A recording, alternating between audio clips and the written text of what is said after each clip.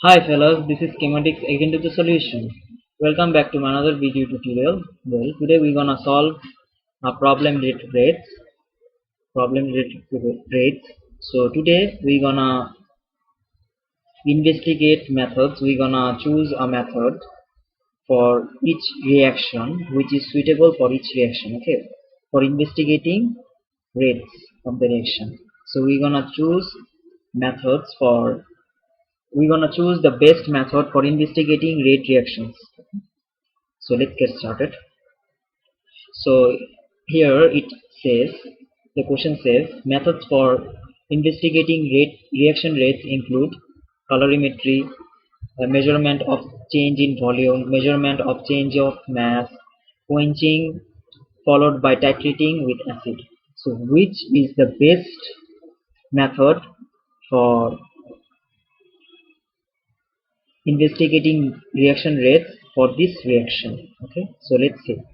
So which method would be the most suitable to investigate the rate of the following reactions? Okay, so this is the reaction given. So as you can see that here these all are gases. Here the reactants as well as the products are gases. So let's see. So the reactants, here is one point that we can obtain from this equation, that all sorry both both reactants and products are gases. Okay. So both reactants and products are gases. Here there is another thing, that there is no colorful gases present. So no colorful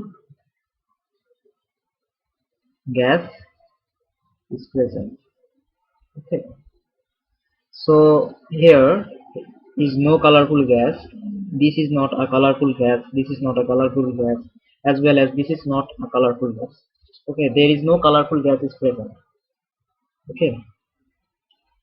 So here let us choose the best method for investigating reaction rates of this reaction. So is it suitable? Coloring is colorimetry is suitable? No, since there is no colorful gas is present. Since no colorful gas is present over here, so colorimetry is not suitable for investigating reaction rates. Okay. So let us look at measurement of change of mass. Well, since these are all gases, since there is no solid is involved, okay, so it would be hard to monitor the mass change in mass. Okay, since no solid is present. Well, you may ask that what about the reaction of calcium carbonate and calcium carbonate and hydrochloric acid? There we measure the mass of carbon dioxide. Well, carbon dioxide is a gas, and we measure the mass loss of carbon dioxide. Well, you can see that there is a significant change of mass in that reaction. Okay, since there is a significant change of mass over there. There, calcium carbonate is a solid and HCl is a liquid, so there would be a significant change. So we can measure the change of mass for that reaction. But for this reaction, since these are all gases, the reactants as well as the product, so it would be hard to monitor the change of mass for this reaction. So this option is not ideal. So the most of the student gets confused over here. Okay, so no solid present, no liquid present. Okay, so that's why we are not choosing option C. Well, let us look at option D, quenching followed by titrating with acid. Well, most of the student get confused about this HI thing, since hydrochloric is an acid, hydrochloric is also an acid, hydrobromic is also may also be acid, but hydrogen iodide may also be acid. Well, it can be acid, but in aqueous form. Here it is in gaseous form. Since it is in gaseous form, HI is not an acid. Okay, so since HI is in gaseous, okay, so no H plus ion would form. Okay, so the first criteria for being an acid would be that acid should form H plus ion. Here H plus ion is not formed and it is not in aqueous, so this shouldn't be the acid. Okay, so H plus Hi, sorry, extremely sorry, H plus Hi is not in aqueous. Okay, so that's why uh, we can't quench titrating with acid. Okay, so here there is no ion present, so that's why we are not bothered about D. So let's see what about B. Since this whole reaction mixture is gaseous, okay, since there is the, since all the components in this mixture is gaseous, so we can easily monitor the change in volume. Since the volume of gas can vary easily, since the volume of gas can vary easily, so we can use this method. Okay, so we can use this method since volume of gas can vary easily.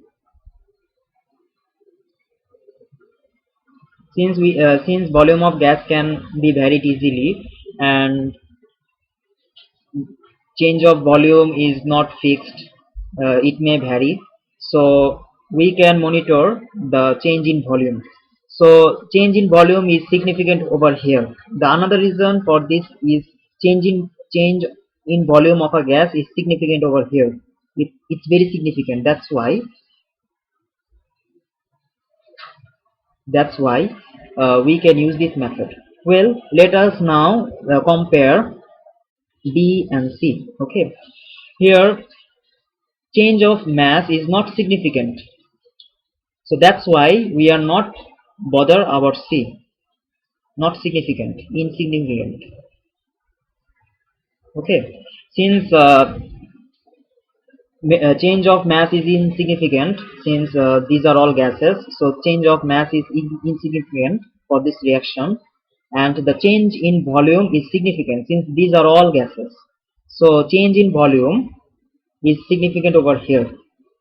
Okay, change in volume is significant,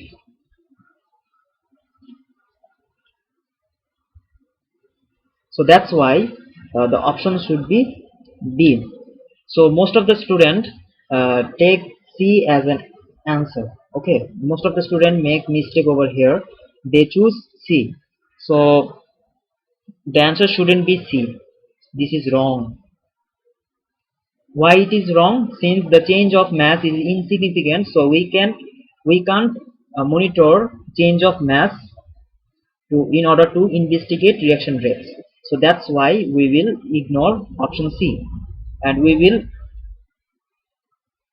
follow option B method. We should follow option B method since we can easily monitor a change in volume. Okay, we can easily observe the change in volume of these gases. So B should be the answer. Therefore, the answer is B. Well, fellas, I hope that you have understood the question as well as the answer. So if you have any confusion regarding this question and solution, please ask me in the comment below. I will be I will be happy to help you out.